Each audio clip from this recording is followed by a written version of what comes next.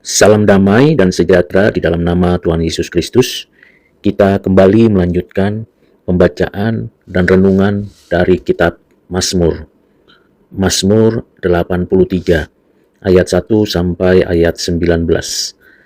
Demikianlah firman Tuhan. Mazmur Asaf, suatu nyanyian.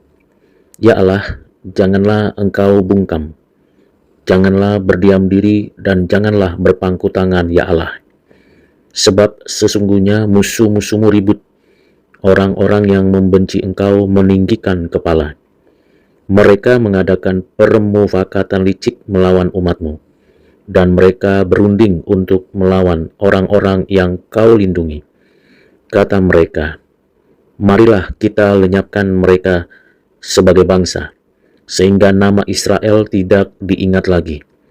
Sungguh mereka telah berunding dengan satu hati. Mereka telah mengadakan perjanjian melawan engkau.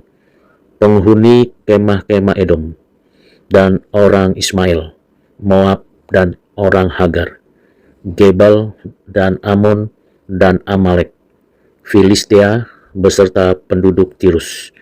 Juga Asyur telah bergabung dengan mereka, menjadi kaki tangan Bani Lot. Perlakukanlah mereka seperti Midian, seperti Sisera, seperti Yabin dekat sungai Kison, yang sudah dipunahkan di Endor, menjadi pupuk bagi tanah. Buatlah mereka, para pemuka, seperti Oreb dan Zib, seperti Zeba dan Salmuna, semua pemimpin mereka, yang berkata, marilah kita menduduki tempat-tempat kediaman Allah. Ya Allahku, buatlah mereka seperti dedap yang berterbangan, seperti jerami yang ditiup angin, seperti api yang membakar hutan, dan seperti nyala api yang menghanguskan gunung-gunung.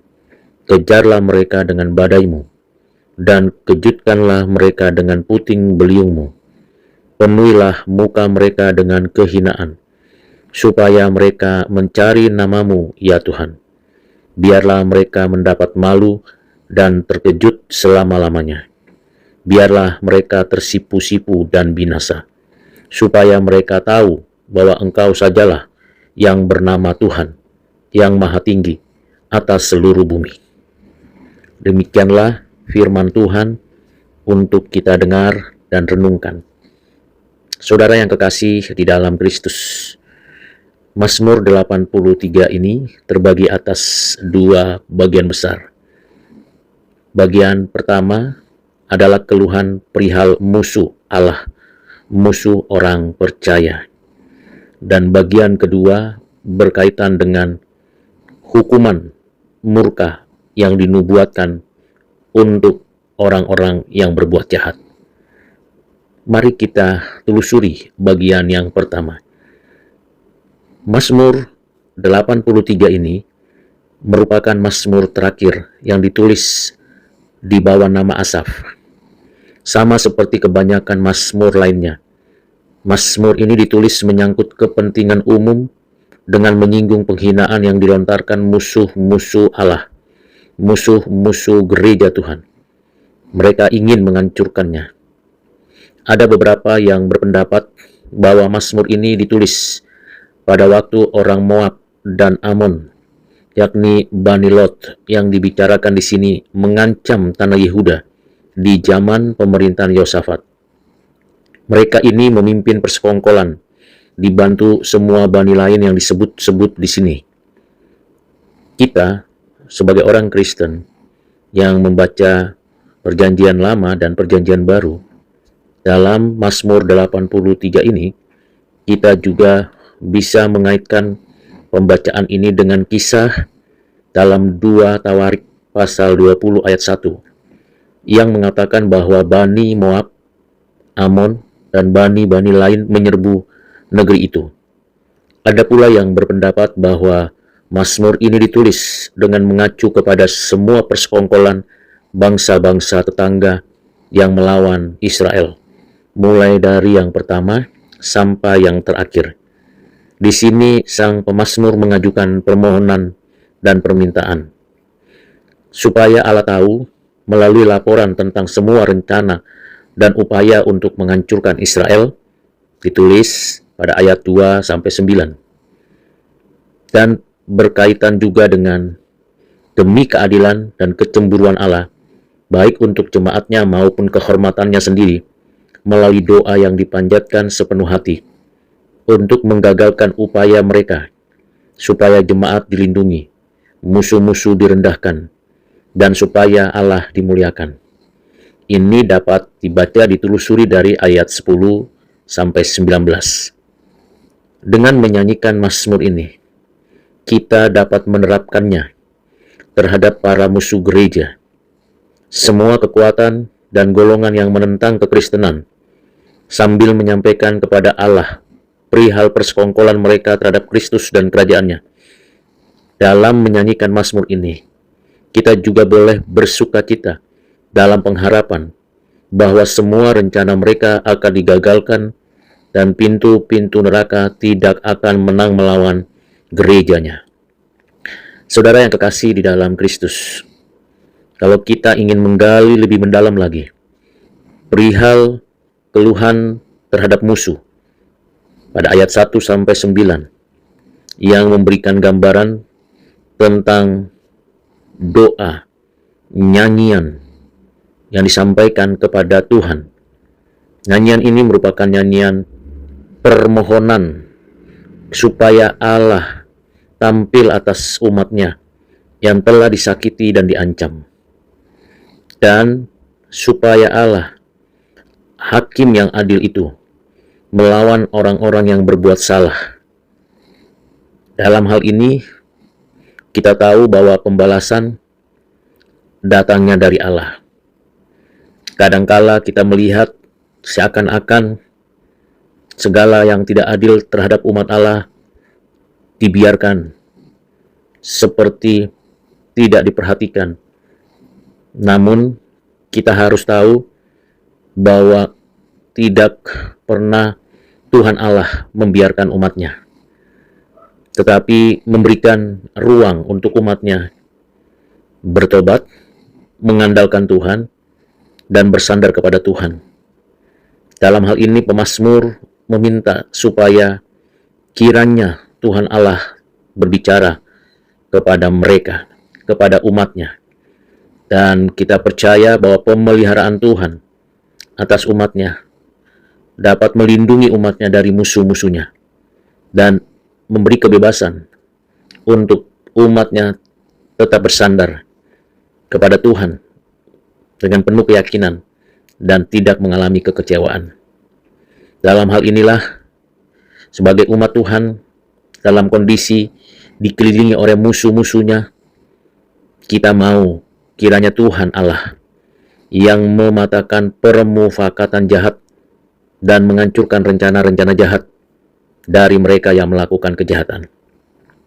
Kita perlu mengamati siapa yang bersekongkol, siapa yang melawan Allah, dan bagaimana kita menghadapi para penganiaya yang kejam, yang membenci umat Allah. Kita orang Kristen harus sungguh mengandalkan Tuhan dan tetap memohon belas kasihan Tuhan, agar kiranya di tengah kesulitan kita mendapatkan jawaban yang tersembunyi itu, sehingga kita percaya bahwa Allah melindungi kita dan segala hal yang buruk akan disingkirkan, sebab Tuhan telah memilih kita, orang-orang yang dikasihinya.